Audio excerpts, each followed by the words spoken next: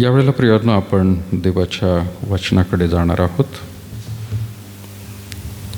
जो शास्त्र भाग आपण काढलेला आहे त्याकडे देखील प्रियांनो आपण लक्ष देऊया. मत्तेकृष्य वर्तमान आणि त्याचा 16वा अध्याय 24 पासून प्रियांनो 28 वचन.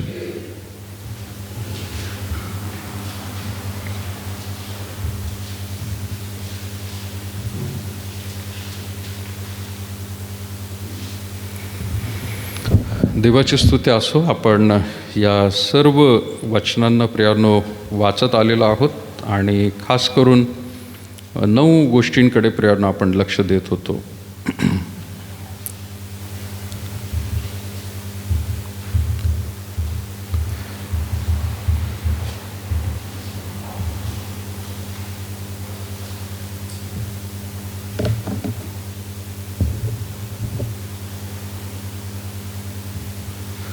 या 9 गोष्टी प्रियांनो आपण मागील काही दिवसांमध्ये पाहत आहोत. 9 महान गोष्टी याबद्दल विचार आहे आणि प्रीती हे सगळ्यात महान प्रियांनो कार्य आपल्याला दिलेलं आहे. ख्रिस्ताचे रक्त, प्रभुभोजन, स्वर्ग, मंडळी, पवित्र शास्त्र, पाप आणि मागील आठवड्यामध्ये प्रियांनो आपण शुभवर्तमान ही महान गोष्ट आपण पाहिली होती. आज आपण 9 गोष्टीकडे शेवटची आणि गोष्ट पाहत आहोत, ते म्हणजे आत्मा.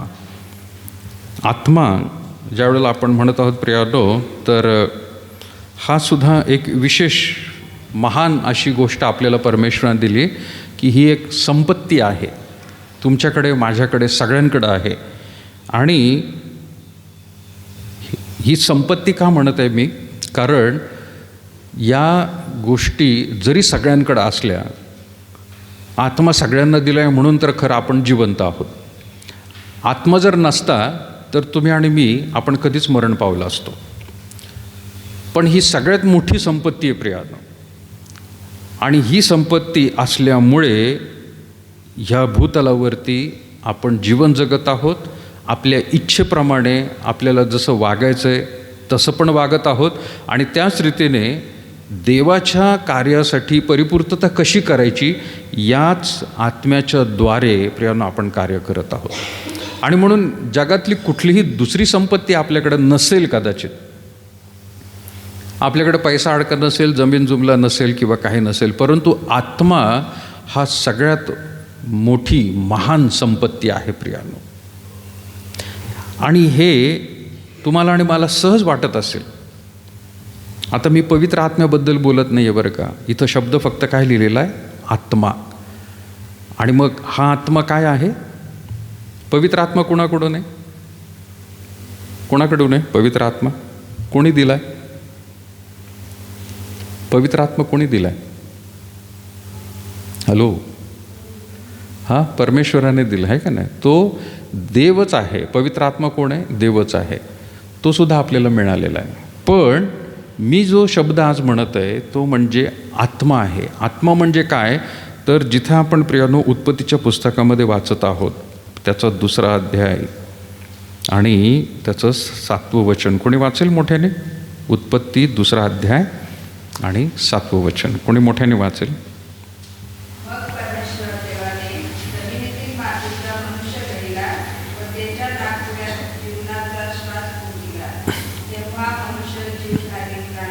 Okay, thank you. परमेश्वर देवाने जमिनीतील मातीचा मनुष्य घडविला. मातीपासून घडवला म्हणजे एक पुतळा त्याने घडवला किंवा मातीचा एक मूर्ती त्याने बनवली. पण त्याच्यामध्ये काय म्हटलेलं आहे? त्याच्या नाकपुड्यात जीवनाचा श्वास फुंकला. नाकपुड्यांमध्ये श्वास फुंकला. आणि तो फुंकल्यानंतर मनुष्य काय म्हटलेलं आहे तिथं? तेव्हा मनुष्य काय झाला? जीवधारी. म्हणजे काय? जीवधारी, जीवन जगणारा.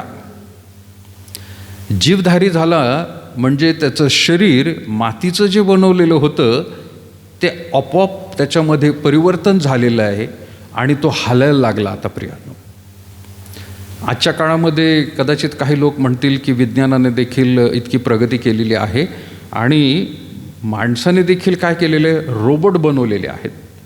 आणि रोबोट बनवल्यानंतर त्याच्यामध्ये सुद्धा त्यांनी जीव घातलेला आहे. आणि जीव काय आहे रोबोटचा जीव कशामध्ये? रिमोट. रोबोटचा जीव कशात आहे? तुमच्या मोबाईलचा जीव कशामध्ये? बॅटरीमध्ये. बॅटरी जर संपली तर हा काय करेल का? काही कामच करणार नाही. रोबोट देखील माणसाने बनवलेला आता हा आविष्कार आहे, तर त्याचा जीव कशामध्ये? त्याच्या बॅटरीमध्ये आहे. त्याची जर बॅटरी संपली तर तो रोबोट काम करणार नाही. तसं तुम्हाला आणि मला परमेश्वराने जीव दिलेला आहे आणि त्याने तो काय केला आहे? नाकपुड्यांमध्ये श्वास फुंकलेला आहे. नाकपुड्यांमध्ये श्वास फुंकल्यामुळे आज तो चालू आहे अजूनही, आहे का नाही? तुमच्या लक्षात येतं का? तुमच्या लक्षात येतं तुम्ही श्वास कधी घेताय कधी सोडताय? नाही, आपल्याला कळतच नाही. मी बोलतोय तरी मला समजत नाही. धावपटू जे धावतात त्यावेळेला सुद्धा त्यांना समजत नसतं की बाबा आपला श्वास चालू आहे का नाही. हो, त्यांना समजतं त्यांची छाती फुगत असते म्हणून. डॉक्टरांना समजतं त्याच्यामधून. पण जो मनुष्य शांत बसलेला आहे, काही करत नाही किंवा झोपलेला आहे, त्याचासुद्धा त्यावेळेला तो झोपलेला असतानासुद्धा तो श्वास चालू आहे, तो थांबलेला नाही. कारण तो देवबापाने दिलेला आहे. नाकपुड्यांमध्ये श्वास फुंकला आणि तो अजूनही चालू आहे, धरसोड करत आहे. देवाने फक्त बॅटरीसारखं, म्हणजे एक मोबाईल जसा असतो आणि त्याची बॅटरी त्याने लावली आणि त्याच्यामध्ये तो चालायला लागला. पण या बॅटरीमुळे मोबाईल प्रज्वलित होतो, त्याच्यामध्ये प्रकाश येतो. पण याच्यामध्ये आणखीन एक गोष्ट आहे की ज्याच्यामुळं तो चालतो. आपण म्हणतो मोबाईल चालतोय बाबा. काही वेळेला मोबाईल चालू केला ना की नुसताच लाईट लागत असतो किंवा काही प्रकाश येत असतो, दुसरं काहीच दिसत नाही.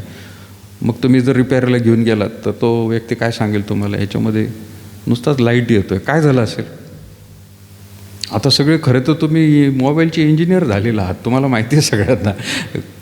जे कदाचित पूर्वी वापरत नव्हते त्यांनासुद्धा माहीत असेल काय झालं असेल याच्यामध्ये. हां, पिन नाही,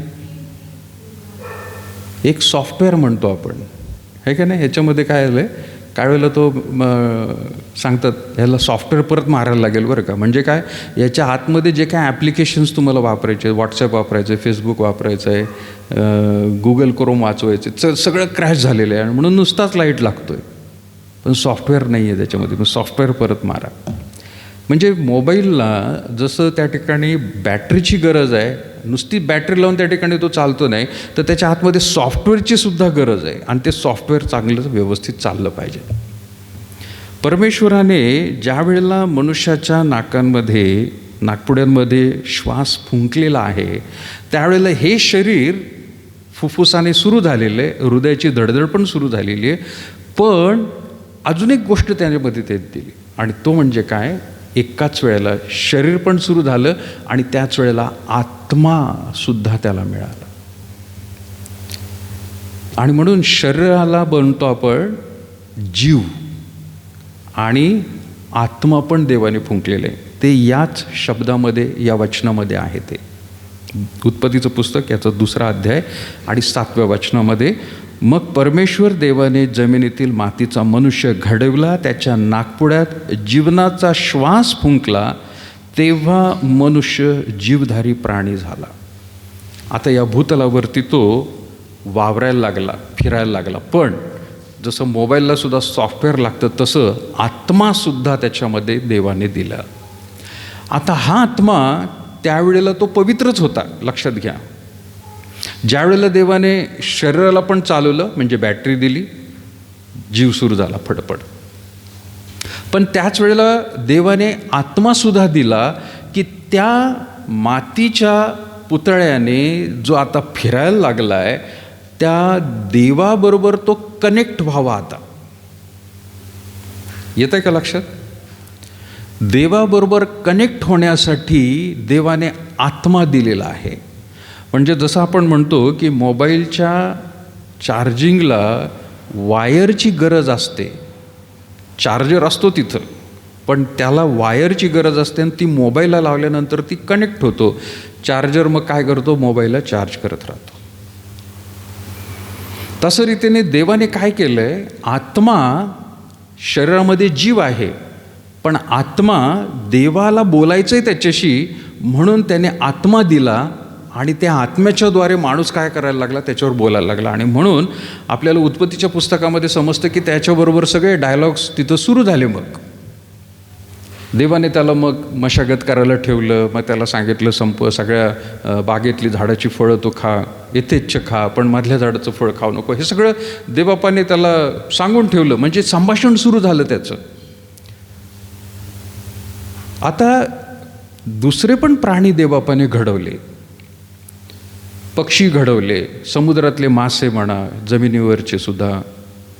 आणि त्या सगळ्यांना ज्यावेळेला घडवलं त्यावेळेला त्यांना शरीर आहे माणसासारखं आणि त्यांना जीव देखील आहे. पण त्यांना आत्मा नाही आहे की जो देवबापाने फक्त माणसामध्ये दिलेला आहे. त्यांना आत्मा नाही आहे. आणि म्हणून कदाचित हे बराच वेळ तुम्ही ऐकलं असेल. आणि म्हणून आपण काय म्हणतो की कुठल्याही रविवारच्या दिवशी तुम्ही नॉनव्हेज खाता, मग ते मासे असतील, बकरा असेल, कोंबडा असेल, तर त्यांची त्या ठिकाणी हत्या होते, पण त्याला खून म्हणत नाही. एखाद्या बकऱ्याला मारल्यानंतर कोण म्हणेल का त्याचा खून केला याने? का बरं? कोंबडीला मारल्यानंतर तो चिकनवाला किती खून करतो दिवसभरात असं म्हणतो का? नाही, खून शब्द नाही वापरत. का बरं? खून म्हणजे काय? ठार मारणं सुद्धा का म्हटलं जातं? पण माणसाने माणसाला जर मारलं तर त्याला खून म्हटलं जातो, त्याला ठार मारलं गेलं म्हणतो, आणि त्याला धरलं जातं, त्याला शिक्षा पण केली जाते. कारण हे देवबापाने लावून दिलेलं आहे की तो देवाच्या प्रतिरूपामध्ये बनवलेला आहे. देवाने त्याच्या नाकपुड्यांमध्ये श्वास फुंकलेला आहे. मग तो फक्त ख्रिस्तीच असला पाहिजे असं नाही, तो कुठल्याही धर्माचा असू द्या, तो मनुष्य देवबापानेच घडवलेला आहे. त्यापासूनच त्याची उत्पत्ती, आदमापासूनच सगळ्यांची उत्पत्ती सुरू झालेली आहे.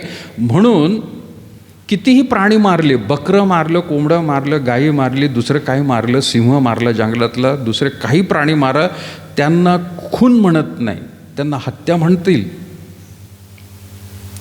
पण माणसाला जेव्हा मारलं जातं त्यावेळेला त्याला खून म्हणतात. का? कारण त्याच्यामध्ये देवाचा आत्मा दिलेला होता. प्राण्यांमध्ये तसं नाही. आता जे बकऱ्याचं मटण समोर कापलं जात नाही, ते मागं कुठंतरी कापलं जातं दुकानात, आणि तिथं पण पाहायला मिळेल जर तुम्ही प्रत्यक्ष पाहिलं त्या बकऱ्याला मारताना.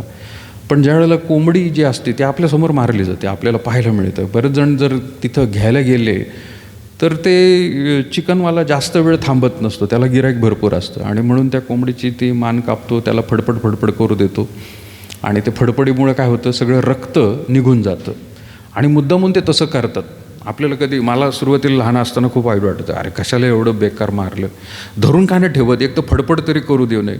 पण ज्यावेळेला पवित्र शास्त्र वाचायला लागलो त्यावेळेला समजायला लागलं की फडफड केल्याने काय होतं, त्या शरीरातलं सगळं रक्त जे आहे ते एकदम निघून जातं. आणि पवित्र शास्त्र सांगतंय मांस खा पण रक्त मात्र कुठल्याही खाऊ नका. तसं केल्याने ते रक्त निघून जातं. आणि लवकरच तो माणूस काय करतो, ती चिकन घेतो, जरी ती शांत झालेली असते पण चिकन घेतो आणि लगेच त्याचे पंख किंवा साल काढतो, पीसच करायला लागतो. तर पीस करत असताना फडफड चालू असते, तरी वरून शांत आहे, पण मटण आतमध्ये कापल्यानंतर मांस हालत असतं थोडं. मला माहीत नाही तुम्ही पाहिलं का नाही, पण मी दरवेळेला ते बघत असतो. जर त्याने लवकरच घेतलं ना तर त्याच्या संपूर्ण शरीरामध्ये ती बारीक फडफड चालू असते हळूहळू. ती फडफड म्हणजे काय माहिती आहे का, त्याला जीव म्हणतात. त्याच्यात अजूनही जीव आहे. आणि कधी मग त्या एका दुकानदाराला मी सांगत असतो, अरे बाबा थोडंसं थांबत जा, तुझी गिऱ्हाईक फार महत्त्वाचे नाही आहेत, पण तत्त्व महत्त्वाचं आहे. ते खायला सांगितलं आपल्याला, खाण्यासाठी तू आम्हाला देतोय, पण थोडंसं थांब अजून. नाहीतर एक तर 2-3 मारून ठेव, आणि त्यातली मग ते सगळे शांत झाले मकाळ. कधी तो कापत असताना पण ते मांस हलत असतं, धड करत असतं. ते शांत व्हायला पाहिजे. त्याला म्हणतो आपण जीव आहे त्याच्यामध्ये, त्याच्यात जीव आहे अजून. तर माणूस आणि प्राणी यांच्यामध्ये फरक काय आहे, तर त्यांना शरीर आहे, आपल्याला पण शरीर आहे. त्यांनासुद्धा जीव आहे, आपल्यालासुद्धा जीव आहे. पण आपल्याला जसा आत्मा दिलेला आहे किंवा नाकपुड्यांमध्ये श्वास फुंकलेला आहे, तसा प्राण्यांमध्ये, मास्यांमध्ये, पाण्यातल्या प्राण्यांमध्ये नाही आहे, जमिनीवर रागणाऱ्या प्राण्यांमध्ये नाही आहे, वरती आकाशात उडणाऱ्या पक्ष्यांनासुद्धा नाही. त्यांना आत्मा दिलेला नाही आहे. आणि म्हणून हा फरक ज्या वेळेला लक्षात येतो, तर हा फरक समजल्यानंतर आपण म्हणू की माणसाला जो आत्मा दिलेला आहे ती फार मोठी संपत्ती आहे, कारण ती देवाने आपल्याला दिलेली आहे, देवाकडून मिळालेली आहे. देवाने तो श्वास फुंकल्यामुळे आपण जिवंत आहोत. आज किती दुःखाची गोष्ट आहे बघा, की ज्या देवाने माणसाला या भूतलावर पाठवलं त्याच देवाला मनुष्य ओळखत नाही आहे, त्याच्याद्वारे श्वास चालू आहे. तो हिंदू असू द्या, तो सिख असू द्या, तो जैन असू द्या, तो मुसलमान असू द्या, तो अमेरिकन असू द्या, भारतातला असू द्या, आफ्रिकन असू द्या, चायना असू द्या, युक्रेन असू द्या, रशिया असू द्या, कोरिया असू द्या, कुठलाही असू द्या, त्या सगळ्यांना शरीर, जीव आणि आत्मा दिलेला आहे. आता शरीराने आपणही जगतो, आपणही खात असतो, जीव आपला त्या ठिकाणी मजबूत होत असतो, पण आत्मा हा फक्त देवाच्या वचनाद्वारेच जगत असतो प्रियांनो. बाकीच्यांनी काय केलेलं आहे, आत्मा त्यांचा शांत झालेला आहे, त्यांनी मारून टाकलेला आहे किंवा आत्म्याला विझवून टाकलेलं आहे. आता खूप असे रेफरन्सेस आपल्याला पाहायला मिळतील, पण विशेष करून जर आपण अनुवादाचं पुस्तक काढलं, तुम्हाला चांगलं माहीत आहे ते अनुवाद, याचा 6वा अध्याय आणि त्याचं 4थं वचन, अनुवाद त्याचा 6वा अध्याय.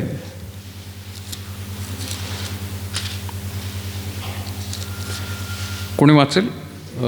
एक मिनिट. 5वं वचन वाचा. 5वं वचन, अनुवाद 6:5.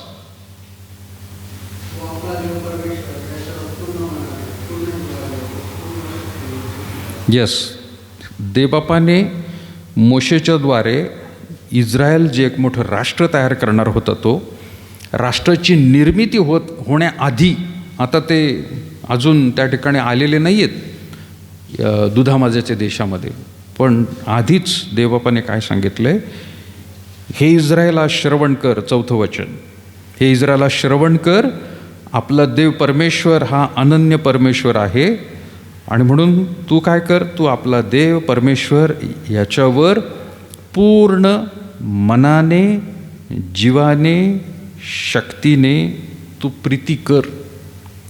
आता इथं आपल्या संदर्भामध्ये कोणता शब्द आलेला आहे?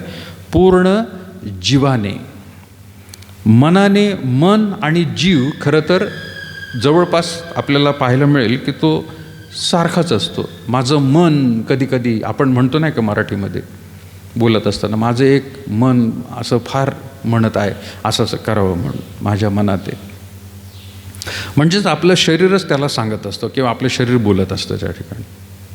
पण परमेश्वर ज्या वेळेला म्हणतो पूर्ण मनाने, आणि बघ पुढं म्हणत आहे पूर्ण जीवाने, म्हणजे काय, संपूर्ण शरीराने सुद्धा तू देवबापावर प्रीती कर.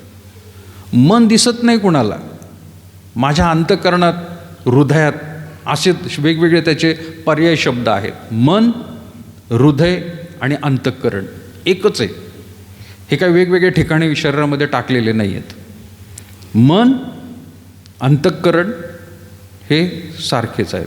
इच्छासुद्धा आपण म्हणतो, पण ज्यावेळेला तो म्हणतो मनाने, म्हणजे संपूर्ण रीतीने तुझं मन, जे आपण विचार करत राहतो सारखं, त्या विचारांनी सुद्धा तू देवबापावर प्रीती कर.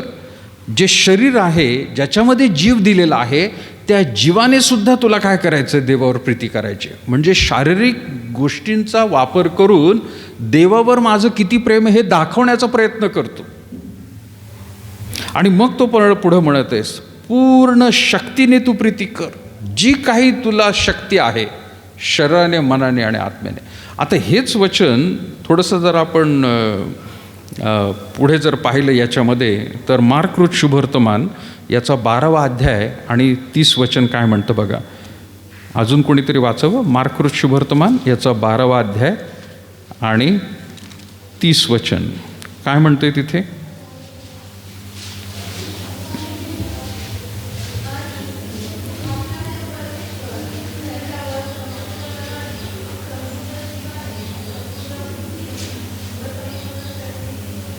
येस. आता प्रभू श्री ख्रिस्ताने याच्यामध्ये आणखीन एक शब्द घातलेला आहे. तो म्हणजे काय म्हणत आहे, संपूर्ण बुद्धीने देखील तू प्रीती कर. म्हणजे माणसामध्ये मन पण आहे की ज्याच्या अंतःकरणामध्ये त्याच्या मनातल्या गोष्टी मनातल्या गोष्टी म्हणताना आज शेवटचा रविवार आहे का नाही. आणि काय असतं आज शेवटच्या रविवारी कोणाला माहिती आहे? नाही माहीत. तुम्ही ऐकत नाही. शेवटच्या रविवारी काय असतं? हां, महिना अखेर असतो. बरोबर आहे.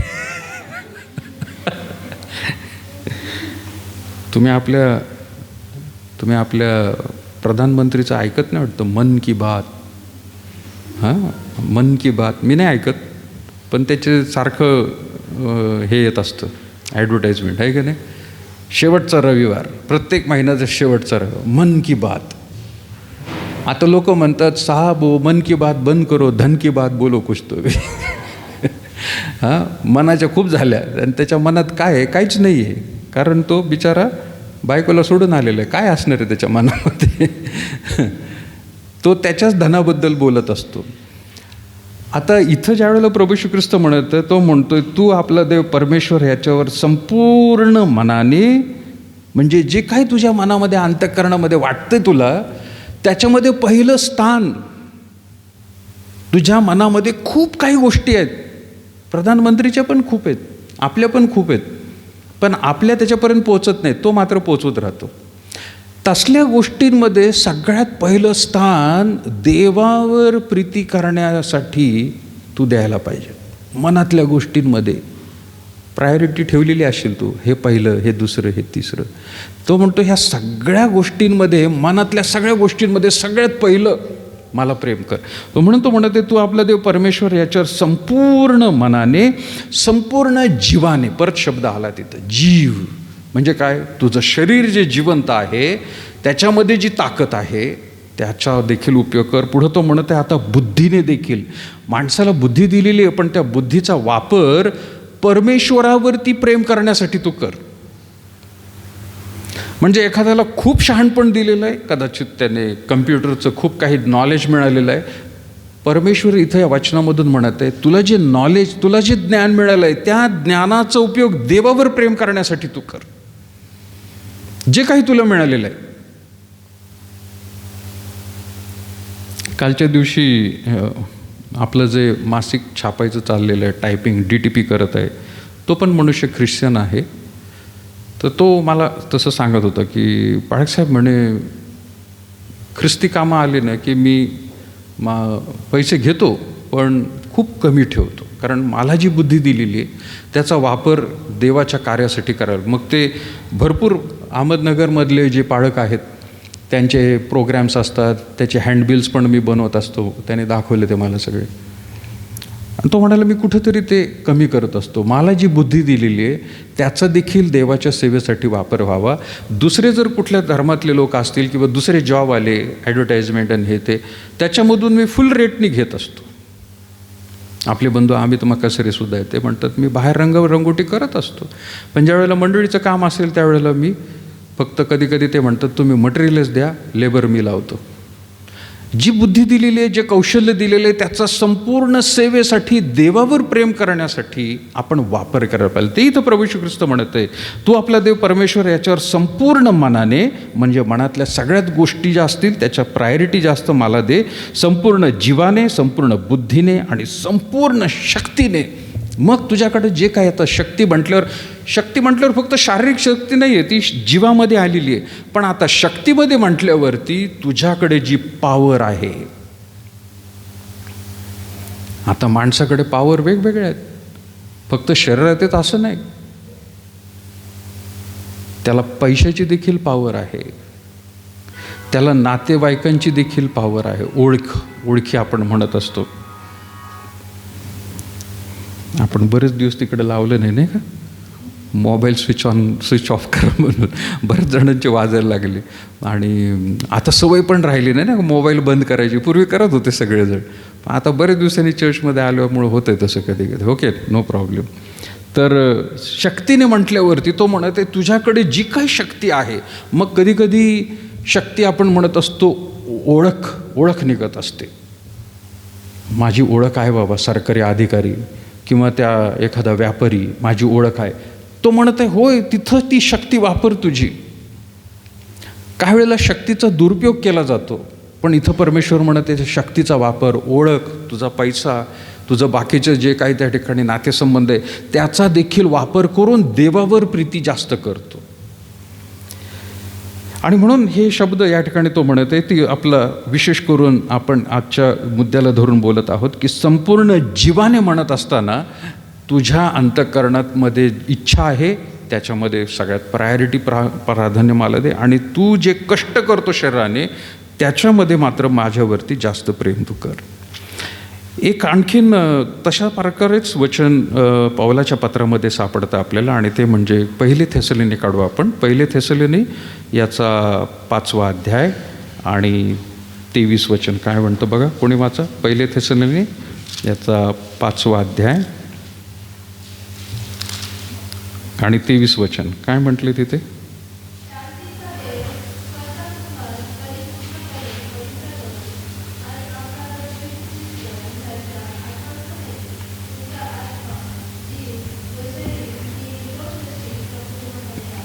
येस, आता पौल थेसलोनीच्या मंडळीला म्हणत आहे. तो म्हणत आहे शांतीचा देव स्वतः तुम्हास परिपूर्ण आणि पवित्र करो. आणि आपला प्रभू येशू ख्रिस्त याच्या आगमनासमयी, अजून प्रभू येशू ख्रिस्त आलेला नाही आहे पण तो येणार आहे म्हणत आहे. तो ज्या वेळेला येणार आहे त्यावेळेला तुमचा आत्मा, तुमचा जीव व तुमचे शरीर हे कसे राहोत निर्दोष आणि अशी संपूर्णपणे काय म्हणत आहे तो राखली जावत. शरीर, जीव आणि आत्मा निर्दोष. आता लक्षात घ्या, शरीर शेवटी लिहिलेलं आहे, पण जीव 2 नंबरमध्ये, पण 1 नंबरला काय आहे आत्मा आहे. आपण बोलत असताना शब्द वापरतो शरीर, जीव आणि आत्मा मराठीमध्ये, आहे का नाही. पण बायबल शिकवत आहे महत्त्व पहिलं कोणाला द्यायला पाहिजे, आत्मा, त्याच्यानंतर जीव आणि मग शरीर. पौल थेसलोनीच्या मंडळीला प्रेरणा देत आहे की उत्साह देत आहे. तो म्हणत आहे ज्या वेळेला प्रभू येशू ख्रिस्त येईल त्यावेळेला तुम्ही शरीराने, जीवाने आणि आत्म्याने, विशेष करून खास करून आत्म्याने, जीवाने आणि शरीराने निर्दोष असले पाहिजे. तर तुम्ही प्रभू येशू ख्रिस्ताला भेटण्यासाठी सामोरे जाऊ शकता. या 3 मध्ये कुठंतरी गफलत झालेली आहे, काहीतरी पाप झालेलं आहे, काहीतरी कबुली केलेली नाही आहे. तो येईल आणि त्याच्या लोकांना घेऊन जाईल, पण तुम्ही मात्र तिथंच राहताल. मी मागाशी म्हणून म्हटलं तुम्हाला, नुसतं शरीरानेच आपल्याला पवित्र राहायचं असं नाही. चांगले चुंगले व्यवस्थित पांढरे शुभ्र कपडे, स्वच्छ धुतलेले आणि परफ्यूम मारलेलं शरीराने दुसऱ्यांना इम्प्रेस करण्यासाठी आपण कदाचित करत असू. पण आपलं मन किंवा आत्मा आणि जीव हे प्रियानो विशेष करून देव पाहत असतो, हे किती शुद्ध आहेत. आणि म्हणून जर आत्ता प्रभू येशू ख्रिस्त जर आला तर पौल म्हणत आहे तुमच्या आत्म्याने तुम्ही शुद्ध असले पाहिजे, पूर्ण असले पाहिजे, कुठेही कमतरता नकोय. तुमच्या जीवाने देखील तुम्ही शुद्ध असले पाहिजे, पूर्ण असले पाहिजे, आणि शरीराने देखील तुम्ही पूर्ण असले पाहिजे. कुठंतरी याच्यामध्ये कमी जर पडला आणि येशू ख्रिस्त जर आला त्यावेळेला जर आपल्यामध्ये काहीतरी 3पैकी 1 जरी कमी असेल आणि 2 चांगले पूर्ण आहेत, तरी आपण खालीच राहू प्रियांनो, लक्षात घ्या, तरी आपण खालीच राहू. आणि तसं जर नसतं तर इथं पावलाने म्हटलं असतं की ज्यावेळेला प्रभू श्री ख्रिस्ताचं आगमन होईल त्यावेळेला आत्म्याने शुद्ध राहा, शरीराने जीवाने कसे राहिले तरी चालतील, असं म्हटलं असतं त्याने. पण तसं नाही म्हटलेलं. प्रारंभी मंडळीच्या अवस्थेमध्ये काही लोक असे होते, इवन करिंथमध्ये सुद्धा काही लोक होते, खा प्या मजा करा, कारण उद्या मारायचं आहे. त्यांचं घोषवाक्य किंवा त्याचं ब्रीदवाक्य तसं होतं, खा प्या आणि मजा करा. इंग्लिशमध्ये त्याला म्हटले eat drink and be merry for tomorrow we die. उद्या मरायचंच आहे ना, अरे आज खाऊन घे, पिऊन घे, मजा कर. त्याच्यामध्ये काय व्हायला लागलं, ते शरीराने खाणं पिणं तर भरपूर करत होते, पण व्यभिचार देखील जास्त होत होता. घाणेरडं जीवन, लैंगिकता अगदी कळस गाठला होता त्यांनी. कुठल्याही प्रकारचे नातेसंबंध त्यांनी राखले नाहीत लैंगिकतेमध्ये. त्यांनी कुठलीही आडकाठी ठेवलीच नाही स्वतःला. सगळे हद्द पार करून टाकले त्यांनी. असं त्यावेळेचा समाज होता. आणि अशा लोकांमध्ये सुवार्ता सांगून ख्रिस्ताकडे काही लोक आले, ख्रिस्ताचा स्वीकार केला, पण तरी त्यांची संस्कृती, त्यांच्या सर्व राहणीमान तसंच होतं.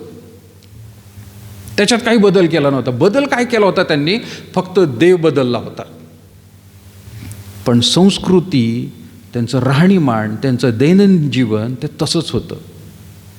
आणि म्हणून पाऊल त्यांना सांगत होता त्यावेळेला, स्वतःचं शरीर तुम्ही जपा, तुमचं मन देखील तुम्ही जपा आणि आत्मा देखील जपा. तेवढ्याच कारणामुळं रोमच्या मंडळीला देखील ज्या वेळेला आपण वाचतो, नेहमी वाचतो आपण ते रोमकरासपत्र 12वा अध्याय, आणि तो आव्हान करत आहे तिथल्या लोकांना सुद्धा. काय म्हणत आहे तो, म्हणून बंधुजनो, पहिलं वचन, दुसरं वचन, रोमकरासपत्र 12वा अध्याय, म्हणून बंधुजनो मी देवाच्या करुणेमुळे तुम्हाला विनवितो की तुम्ही आपली शरीरे जिवंत, पवित्र व देवाला ग्रहणीय यज्ञ म्हणून समर्पण करावी, ही तुमची आध्यात्मिक सेवा आहे. शरीराने सुद्धा तुम्हाला पवित्र राहायचं. म्हणजे काही लोकांना वाटायचं मी शरीराने कसंही वागलो तरी चालेल, कारण स्वर्गात काय जाणार आहे, स्वर्गात काय जाणार आहे, शरीर जाणार आहे का, नाही, शरीरात आत्मा जाणार आहे. आणि ते म्हणायचे हे शरीर इथंच राहणार आहे. आणि जसं आपण बाकीच्या लोकांना जाळतो पुरतो तसंच या शरीराचं होणार. मग शरीराने कसलंही पाप केलं तरी चालेल, नो प्रॉब्लेम, असं त्यांचं म्हण होती, असं त्यांना वाटायचं. पण त्या काळामध्ये आणि आजच्या काळामध्ये सुद्धा लोक तसेच आहेत. आज ख्रिस्ती समाजामध्ये सुद्धा लोक तसेच आहेत. ते विचारसरणीचे आहेत की शरीराने तर आपल्याला या ठिकाणीच राहायचं आहे, स्वर्गात काय जाय असेल तर मग आत्मा जाणार, मग तो पवित्र राखा. आणि तोच फक्त पवित्र राखण्यासाठी काय करायला लागले लोक, फक्त रविवारीच देवाला प्राधान्य द्यायला लागले. रविवारच्या दिवशी फार चांगलं चुंगलं. मग लोक लेनचा समय पाळायला लागले. 40 दिवस नाही, ते फार पवित्र दिवस आहेत. बाकी मग 362-65 पैकी 40 मायनस करायचे, बाकी सगळे आपलेच आहेत. मग हे आणि हे कसं आहे का, मग हे व्हायोलिन वाजवणं आहे. काही लोकांना अजूनही सवय नाही का, व्हायोलिन वाजवत बसतात सकाळी उठले, शरीर नाही काय नाही, काही ना काही तसं चालतं हे का नाही. अजूनही गेलेले नाहीत ख्रिस्ती लोकांना. पण शरीराने, जीवाने आणि आत्म्याने देव म्हणते तिघांनी जर तुम्ही पवित्र असताल मग इथं आता हे वचन लक्षात राहू द्या, विसरू नका. म्हणून तो म्हणत आहे 23 वचन, पहिले थेसलोनी 5वा अध्याय 23, शांतीचा देव स्वतः तुम्हास परिपूर्ण पवित्र करो. तुम्ही स्वतःहून प्रयत्न कराल तर नाही होणार आहे, देवाचं सहाय्य घ्या, तो म्हणत आहे थोडक्यात. आणि मग तो म्हणत आहे आणि आपला प्रभू येशू ख्रिस्त याच्या आगमनासमयी तुमचा आत्मा, तुमचं जीव व शरीर ही निर्दोष अशी संपूर्णपणे राखली जावोत. आणि तुम्हास पाचारण करणारा विश्वसनीय आहे, तो हे करीलच. तुम्ही स्वतः करायला गेलात शक्य नाही, इम्पॉसिबल आहे. कारण आपण आपलं शरीराने जर म्हटलं तर हे पापाचं आहे, आपण पापातच जन्मलेलं. पण देवाच्या आत्म्याचं जर सहाय्य मिळालं तर हे तिन्ही तुम्ही चांगले राखू शकताल जोपर्यंत प्रभू येशू ख्रिस्ताचं आगमन होत नाही तोपर्यंत. आणि या भूतलावर कदाचित आपलं जीवन जोपर्यंत आहे तोपर्यंत तो तुम्हाला सहाय्य करेल, मदत करेल तुम्हाला. पण तुम्ही तुमच्या मनाने प्रमाणे जर करत असताल, तुमच्या शक्तीने म्हणत असताल तर ते अशक्य आहे प्रियानो, अशक्य आहे. कलसीचं पत्र आपण यावेळेला काढूया प्रियानो. त्याच्यामध्ये सुद्धा काय दिलेलं आहे. कलसी करासपत्र याचा पहिला अध्याय आणि 21 आणि 22 वचन काय म्हणतं बघा. कलसी करासपत्र आता वेगवेगळ्या लोकांनी वाचलं तर चांगलं राहील, एकानेच वाचू नका. कलसी करासपत्र पहिला अध्याय 21 आणि 22 वाचा कोणी.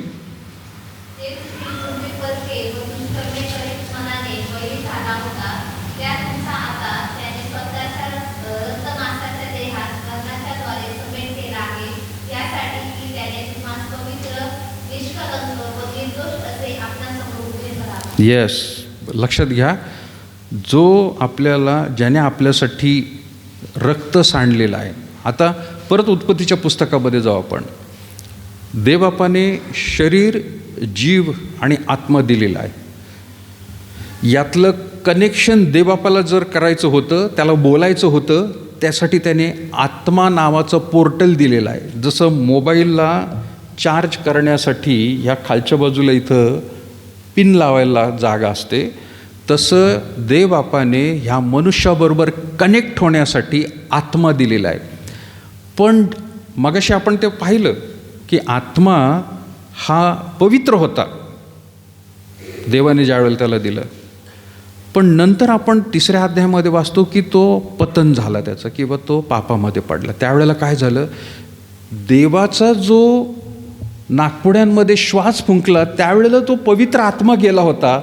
त्यातला पवित्र आत्मा बाहेर निघाला आणि नुसताच त्याच्यामध्ये माणसात आत्मा राहिला. तो म्हणजे मोबाईलचं पोर्ट आहे तिथं, पण कनेक्शन जे लावलं जातं काढून टाकलेत आणि संपला आता मोबाईल. आता त्याची जोपर्यंत ती बॅटरी चार्ज झालेली होती तोपर्यंतच तो चालणार. हा मग हळूहळू 100%, कदाचित बागेमध्ये आदम होता त्यावेळेला 100% चार्ज होता. पण ज्यावेळेला त्याने पाप केलं, ते कनेक्शन तोडून टाकलं त्याने, तरी तो 100%.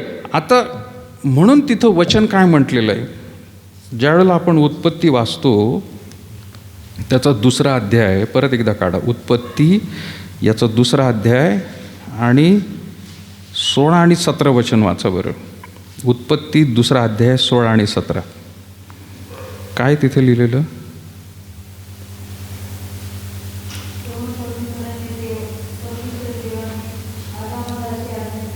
16 आणि 17.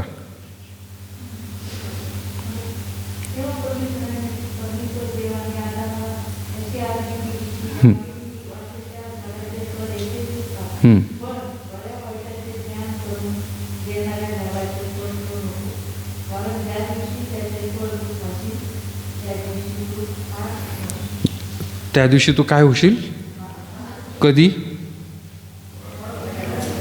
ज्या दिवशी त्याचे फळ तू खाशील. ज्या दिवशी म्हटलेलं आहे, ज्या दिवशी याचा अर्थ. पण ज्या वेळेला त्यांनी फळ खाल्लं ते मेले का. नाही मेले. का बरं. का.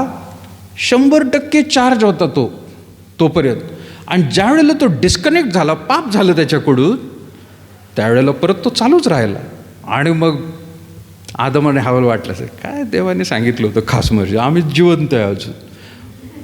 पण मग बॅटरी काय व्हायला लागली, ड्रेन आउट व्हायला लागली हळूहळू. मग 100%, 99, 95, 90, 80, 85, 70, 50, 25, 10, 15 आल्यावर माझा टुंग टुंग करतो एकदम. रळाल होतो तो बॅटरी. आणि मग तिथं सांगतो तो चार्ज कर बरं का बाबा. आदमाला हवाला मग गचके खायला लागले असते. लॅपटॉपही तसंच करत असतं. आणि मग त्यांना समजायला लागले, हे काय प्रकार आहे बाबा हा. खास मरशील म्हटलं होतं त्यांनी, पण आता समजायला लागलं. म्हणजे त्याची काय झाली, आता उतरती काळा सुरू झाली होती आणि आता तो निश्चितच मारणार आहे. पण मरण म्हणजेच काय? मोबाईलचंच मरण म्हणजे काय? ज्या वेळेला तो डिस्कनेक्ट होतो, बॅटरी पूर्ण उतरते. पण हे पोर्टल तिथंच असतं. या पोर्टलला देवबापाने परत एकदा काय केलेलं आहे, येशू ख्रिस्ताद्वारे चार्ज करण्याची संधी दिली. फक्त येशू ख्रिस्ताद्वारेच. आता हे वेगवेगळे पोर्टची पिन निघालेत नाही का? काय म्हणतात या पिनला? हां, सी क्लिप नाही का? पण पूर्वी असे मोबाईल होते की त्या कंपनीचा चार्जर पाहिजे, नाही तर चार्ज नाही होणार. तुम्ही दुसरा कुठलाही लावला ना, तो बसेल, पण तुमच्या बॅटरीला आतमधून तो खलास करत राहील. चार्ज होईल, तुम्हाला समजणार नाही आतमध्ये काय गडबड चालली. तसे कितीतरी आज वेगवेगळे धर्म निघालेले आहेत, वेगवेगळे मार्ग निघालेले आहेत की ते म्हणतात नाही नाही नाही, आम्ही तुम्हाला भरपूर चार्ज करून देऊ. पण येशू ख्रिस्त काय म्हणतो? मार्ग, सत्य आणि जीवन. I am the only charger. I am the only charger. माणसाला जे तुटलं होतं एदेन बागेमध्ये, ते फक्त मीच चार्ज करू शकतो, हे देवबापाचं वचन आहे.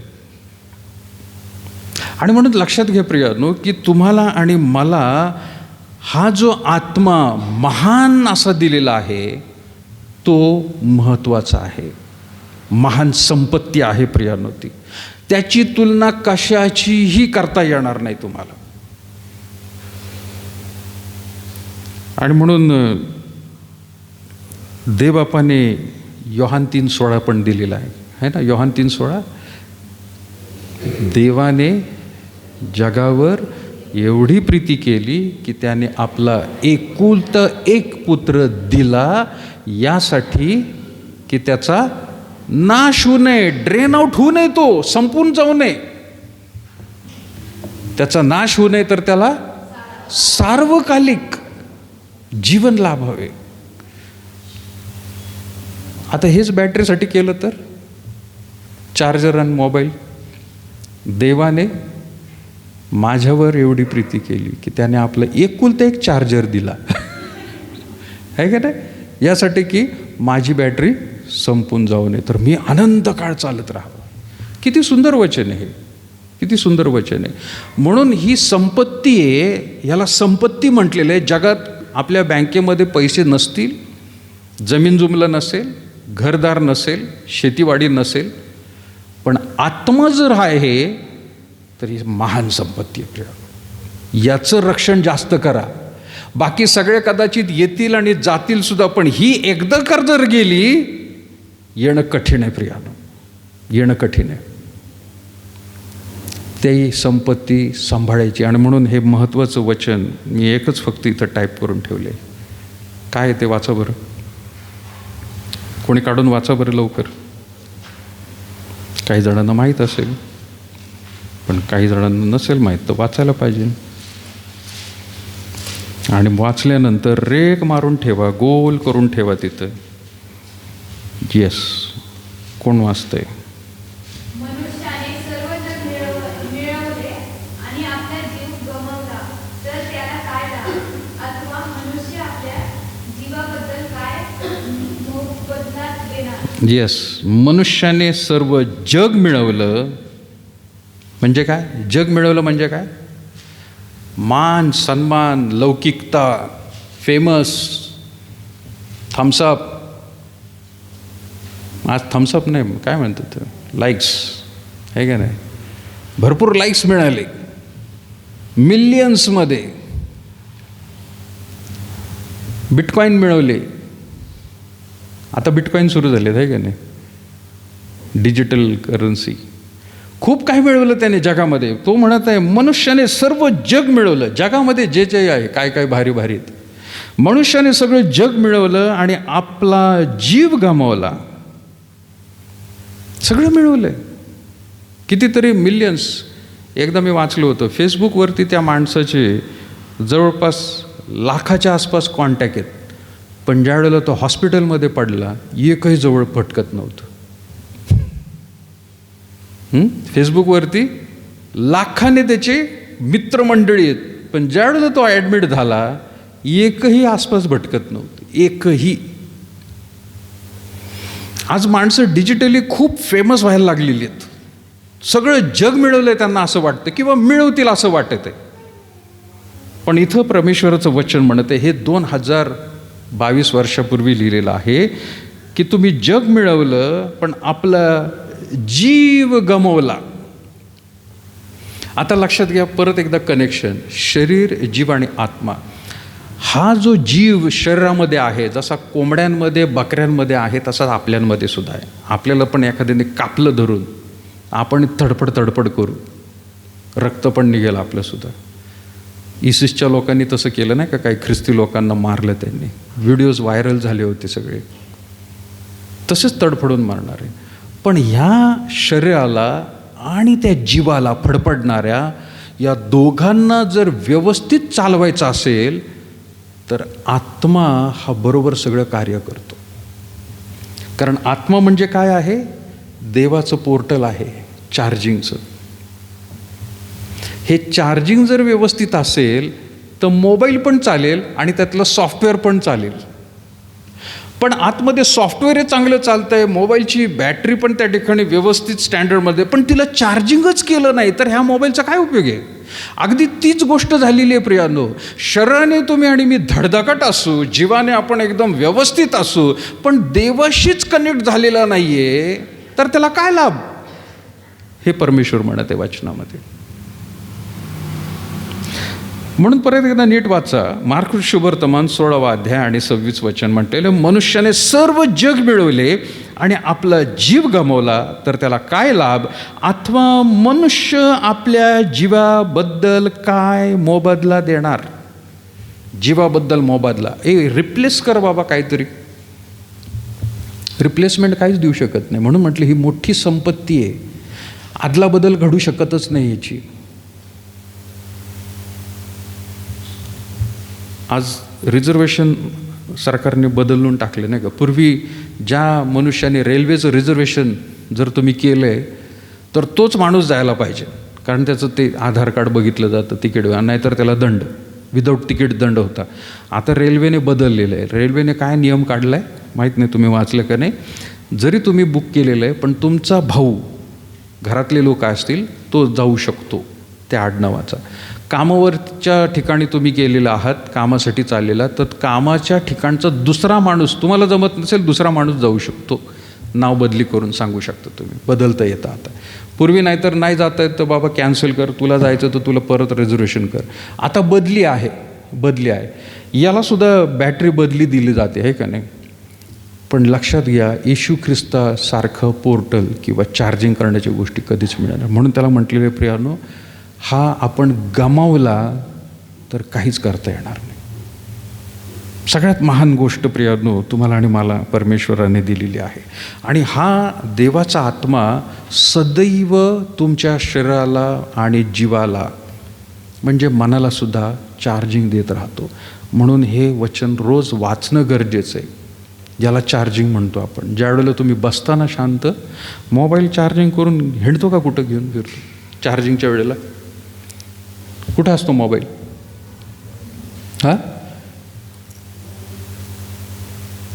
मोबाईल चार्जिंगच्या वेळेला कुठं असतो?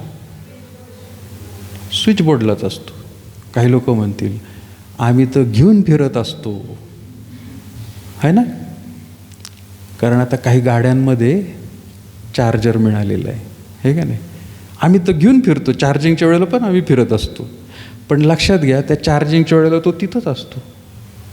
जरी आज इलेक्ट्रॉनिक दुसरे चार्जिंग पोर्टच्या ऐवजी आता ते नवीन निघालेले, नुसता ठेवायचा आणि पण तो ठेवायला लागतो. अगदी त्याच रीतीने रोज आणि रोज जसा मोबाईल चार्ज केला जातो, आपलं देवाचं वचन शांत एकाच ठिकाणी बसून वाचत राहणं गरजेचं. त्याला म्हणतो आपण चार्जिंग चाललंय त्याचं. कसलं चार्जिंग?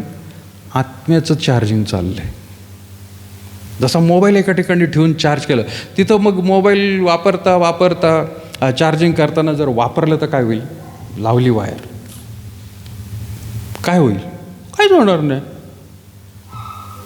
फक्त काय होईल तो माहिती आहे का? गरम होईल. आणि जास्तीत जास्त काय होईल? फुटल. आहे की नाही? एकाच वेळेला चार्जिंग आणि एकाच वेळेला वापर. काय होणार आहे? गरम होईल. कारण तुमचं जसं वापरताय तशी ती बॅटरी सारखी चार्ज करत ती गरम होतो आणि गरम होऊन फुटतो. काही लोकांचे जीव गेलेले आहेत तसे, माहिती आहे ना? पेपरला आलेलं आहे कितीतरी, व्हॉट्सॲपला आलेलं आहे. जीव गेले त्यांचे. हातातच फुटले, हातच खराब झाला सगळा. म्हणजेच काय? देवाचं वचन चार्जिंग चाललं, दुसरं पण काम करायचं, हे पण काम करायचं, ते पण काम. असं होणार नाही आहे. चार्जिंगच्या वेळेला मोबाईल बाकीच्या गोष्टी करू नका, ठेवा. अगदी तसंच दर दिवशी एक वेळ काढा. मोबाईल चार्जिंगला किती वेळ लागतो आता? कमीत कमी, जास्तीत जास्त नाही म्हणणार, ज्याचा खराब झालेला आहे बॅटरी त्याला जास्त चार्जिंग लागतं. पण कमीत कमी किती वेळ लागतो? अर्धा तास, 1 तास. अरे तेवढं तरी बसा ना बायबल वाचायला. का तुम्ही मोबाईल चार्ज करता, थोडंसं झालं 1% वाढलं, हा चला लगेच झालं 1%, असं करता का? मग देवाच्या वचनाचं तसं का करता? एक वचन वाचलं, बंद करा, 1 मिनिट झाली प्रार्थना, असं करता? नाही, त्याला 100% चार्जिंग व्हायलाच पाहिजे, नंतरच काढणार मी, असं होत येतात, आहे का नाही? मग देवाच्या आत्म्याच्या गोष्टी असं का करतो आपण? प्रियानो, लक्षात घ्या, देवबापाने फार सुंदर रीतीने सिस्टीम लावून दिलेली आहे आपल्याला. याच्यात गडबड करू नका. हा आत्मा जपायचा आहे, हा जीव जपायचा आहे, आणि हे शरीर दोघांमुळं चांगलं चालणार आहे. या सर्व गोष्टी परमेश्वराने, म्हणून देवाचं वचन हे काम वाचायला म्हणत आहे. प्रियानो, इब्री लोकासपत्र काढू आपण. इब्री लोकासपत्र 4 अध्याय 12 वचन वाचा, आणि मग त्यानंतर आपण थांबूया. इब्री लोकासपत्र 4 अध्याय 12 वचन.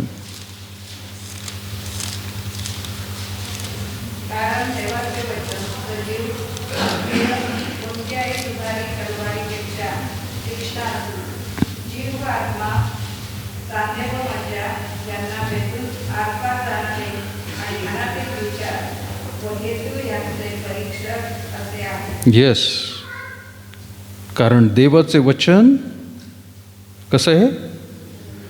चार्जिंग.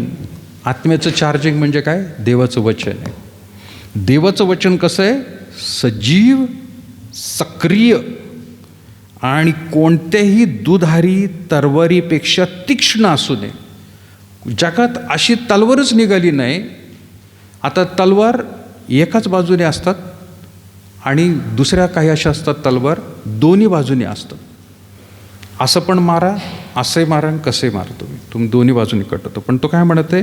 देवाचं वचन कसं आहे? सजीव, सक्रिय, कोणतेही दुधारी तलवारीपेक्षा तीक्ष्ण असून कुठं कुठं काम करतं बघा ते. आता जीव, आत्मा, सांधे, मज्जा यांना भेदून कुठं जातं? आर पार जाणारे मनातील विचार आणि हेतू यांचे काय करते? ते परीक्षक असे आहे. जीव सुद्धा, म्हणजे वाचल्यानंतर देवाचं वचन तुमच्या जीवाला सुद्धा स्पर्श करेल, आत्म्याला सुद्धा स्पर्श करेल. कुठल्याही प्रकारचे सांधे असतील, काही असू द्या, कापत कापत कापत जाणार आहे. सगळे मनातले विचारांना सुद्धा ते त्या ठिकाणी प्रभावित करून टाकतं.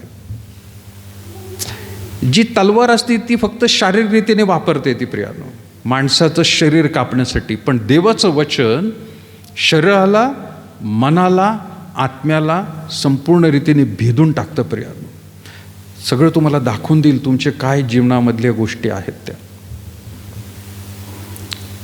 आणि म्हणून येशू ख्रिस्त पण काय म्हणत आहे? जे लोक तुमचा घात करू पाहतात ते शारीरिकदृष्ट्या तुम्हाला मारतील, त्याला घाबरू नका तू म्हणत आहे.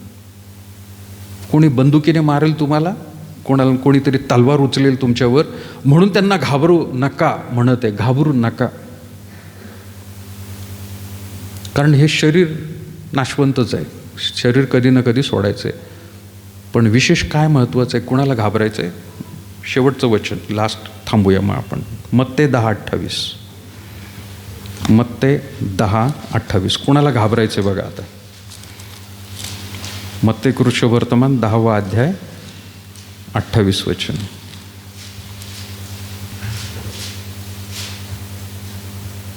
जे शरीराचा घात करतात पण आत्म्याचा घात करण्यास समर्थ नाही, त्यांना भिवू नका. जर आत्मा व शरीर तर आत्मा व शरीर या दोघांचा नरकात नाश करण्यास जो समर्थ आहे त्याला घ्या. येस, शरीराचा घात करतात पण आत्म्याचा घात करावयास समर्थ नाहीत. फक्त शरीराने तुम्हाला ते मारतील, पण तुमच्या आत्म्याला ते मारू शकत नाही. पण आपण काय करतो, घाबरतो कोणाला माहिती आहे का? जे शरीराने मारतील. कारण आपण म्हणतो शरीराने मेलो तर माझा आत्मा पण निघून जाईल. अरे पण तू लक्षात घेतो म्हणत आहे, येशू ख्रिस्त म्हणत आहे, ते शारीरिकरित्याने मारतील पण आत्म्याला नाही मारतील. पण तुम्ही त्याला घाबरायला पाहिजे की जो तुम्हाला शरीराला पण मारू शकतो आणि तुमच्या आत्म्याला पण मारू शकतो. म्हणून पुढं म्हणतोय तो, समर्थ नाही त्यांना भिवू नका. तर आत्मा व शरीर या दोघांचा नरकात नाश करावयास जो समर्थ आहे, कोण आहे तो? देव. त्याला घाबरा म्हणतोय तो. म्हणजे एखाद्या माणसाने शरीराने मारेल तुम्हाला, पण तो आत्म्याला काही स्पर्श करू शकत नाही. पण देव मात्र असा आहे की तुमचं शरीर मारेल आणि आत्म्याला सुद्धा तो नरकात टाकून देईल. त्याला घाबरा. आणि त्याला जर घाबरलं ना, तर शारीरिकदृष्ट्या कोणी तुमच्यावर आक्रमण करायला आलं, तुमचा तो बचाव करेल. त्यावेळेला तुम्हाला तो सांभाळेल. आपण नेमकं उलटं करत असतो. म्हणून आत्मा हा फार महत्त्वाचा भाग आहे प्रियांनो. आपल्या जीवनामध्ये बाकीची संपत्ती कदाचित तुम्हाला मिळाली असेल तर सांभाळा, नाही मिळाली प्रश्नच नाही. पण जर मिळाली तर सांभाळा, नाही सांभाळता आली तर सोडून द्या. पण ही मात्र संपत्ती सोडू नका. याचं फार रक्षण करा.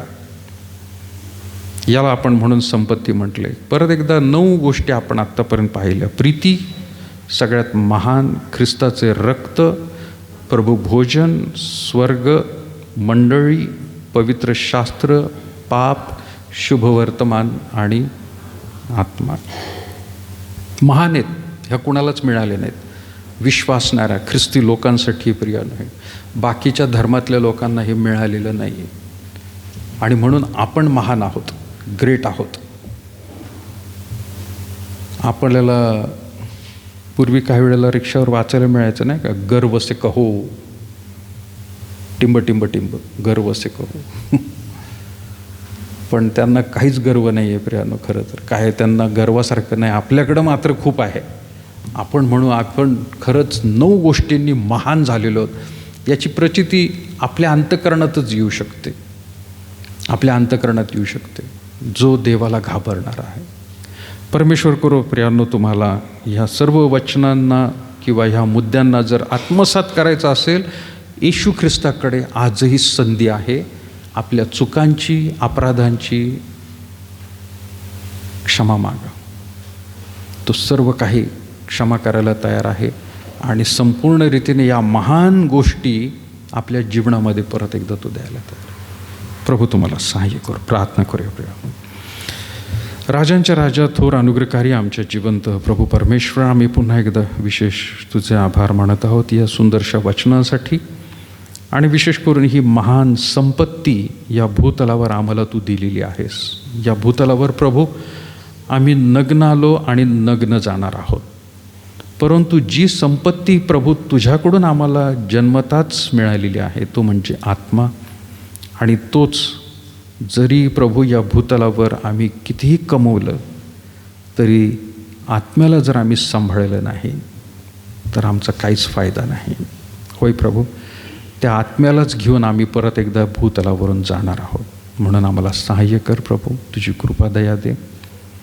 आम्ही जसे आहोत तुझ्या समोर पुन्हा एकदा लीन नम्र होतो प्रभू, तुझ्या या महान कार्यासाठी की जे प्रभू येशू ख्रिस्ताने वधस्तंभावर आमच्याच अपराधांसाठी चुकांसाठी केलेलं आहे. प्रभू आम्ही त्यासाठी तुझे आभार मानतो. आणि जे प्रत्येकजण तुझ्याकडे खरोखर अंतःकरणपूर्वक आपल्या चुकांची आणि पापांची क्षमा मागत आहेत, खात्रीने प्रभू तू त्यांना क्षमा केलेली आहेस. त्यांना विश्वास देखील दे आणि पवित्रतेच्या वाटचालीत त्यांना प्रभू विशेष या तुझ्या पवित्र आत्म्याच्याद्वारे तो पुन्हा एकदा प्रभू परमेश्वरा त्यांच्या आत्म्याला, आमच्या सगळ्यांच्या आत्म्याला तू पवित्र कर आणि प्रभू या पवित्रतेच्या मार्गामध्ये चालण्यास सहाय्य कर. पुन्हा एकदा प्रिय मंडळीला जसं प्रभू तू सुरक्षित आणलं आणि सुरक्षित ठेवलंस प्रभू, तसंच त्यांचा परतीचा प्रवास सुरक्षित कर. आणि या आठवड्यामध्ये येणाऱ्या नवीन महिन्यामध्ये आम्हा प्रत्येकाला पुन्हा एकदा तुझं गौरव करण्याची संधी दे. ये प्रभू, प्रत्येकाचं शरीर, जीव आणि आत्मा तुझ्या पवित्र हातात सादर करत येशूच्या नावात मागते म्हणतोय बाबा. आपण उभे राहूया प्रियानो, प्रभूने शिकवली प्रार्थना म्हणून. हे आमच्या स्वर्गातील बापा, तुझे नाम पवित्र मानले जाओ, तुझे राज्य येऊ, जसे स्वर्गात तसे पृथ्वीरी तुझ्या इच्छेप्रमाणे हो. आमची रोजची भाकर आज आम्हा असते आणि जसे आमच्या ऋणासरून सोडले तसे तू आमचे ऋणी आम्हास सोड. आणि आम्हास परीक्षेत नकोस तर आम्हास वाईटापासून सोड, कारण की राज्य, सामर्थ्य आणि गौरव ही सर्व काय आपल्या परमेश्वराचं प्रेम, प्रभू येशू ख्रिस्ताची कृपा आणि पवित्र आत्म्याची सहभागिता आता आणि इथून पुढं सदैव तुम्हा सर्व लहान थोर प्रियजनांबरोबर असो. आमेन. खाली बसूया. काल आज सर्व काळ येशू सारखा, सर्व बदलती तरी येशू सारखा. धन्य त्याचे नाम, धन्य त्याचे नाम, सर्व बदलती तरी येशू सारखा.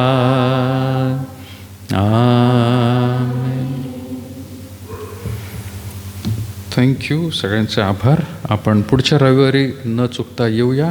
पुढच्या रविवारी आपली वार्षिक सभा राहील आणि मतदान होणार आहे. परत एकदा विनंती आहे, जरी सगळे आले तर हरकत नाही, पण मतदानाला ज्यांचे बाप्तिस्मे झालेले आहेत त्यांनाच तो अधिकार आहे. बाकीचे राहू शकतात, पण मागच्या बाजूला बेंचवरती तुम्ही बसू शकता, पाहू शकता कसं चाललेलं आहे. खास करून जे तरुणी आहेत त्यांना आपण मागे बसवतो, पण सगळेजण आले तरी हरकत नाही. पण पुढच्या रविवारी कृपा करून मिस आऊट होऊ नका. आणि प्रार्थनेमध्ये आठवण ठेवा, आपलं मासिक हे काल एक फक्त डमी कॉपी मिळाली मला, आज आपल्याला प्रिंटिंगला द्यायचं आहे. तर हे मासिक आपल्याला पुढच्या रविवारी प्रत्येक कुटुंबाला एक आपण देणार आहोत. सो जो हाजीर तो वजीर आहे का नाही, त्यालाच मिळेल कॉफी. सो कृपा करून नेक्स्ट संडेला या. म्हणजे सगळ्यांनाच नाही मिळणार, एका कुटुंबाला एकच देणार आहे बरं का. तर ते एक मुद्दा लक्षात असू द्या. दुसरं, महिलांना विनंती आहे, शुक्रवारच्या दिवशी 5 वाजता कुठं ऑफलाईन, कोणीही ऑनलाईन आता आपण ठेवणार नाही आहे. मी हळूवार रीतीने मार्च महिन्यामध्ये आपली कॉटेज प्रेयर मीटिंगसुद्धा चालू करण्याचा विचार करत आहे, पण पंचमंडळाला सांगून विचारून याच्यावरती विनिमय करून मग आपण कॉटेज प्रेयर मीटिंगसुद्धा आता सुरू करणार आहे. आपण बायबल स्टडी ऑनलाईन बंद करणार आहोत. तर आता आपण एकत्र येऊया. फक्त एकत्र आल्यानंतर जसं आज तुम्ही बसलेत, मास्क लावायचा, काळजी घ्यायची. जरी कोणाला हात दिला, एक तर देऊ नका, चुकून दिला, एक ही पद्धत चांगली नाही का भारतीय आपली. जर ही पद्धत नाहीच जमली आणि केला हात, त्याच्यासमोर सॅनिटाईज करा, हरकत नाही. काय तुम्ही अपमानाने त्याला काही कमी वाटणार नाही, पण लगेच त्याच्यासमोरच आपण हात हे करूया. तर तसं करू नका. आता सॅनिटाईज माझ्याकडे नाही म्हणून सगळे येऊन पुढं हात करू नका मला लगेच, मी आपलं लांबूनच करणार. पण कृपा करून स्त्रियांना विनंती आहे, आणि उद्याच्या दिवशी तरुण संघसुद्धा या ठिकाणीच एकत्र येणार आहे. Okay, thank you very much.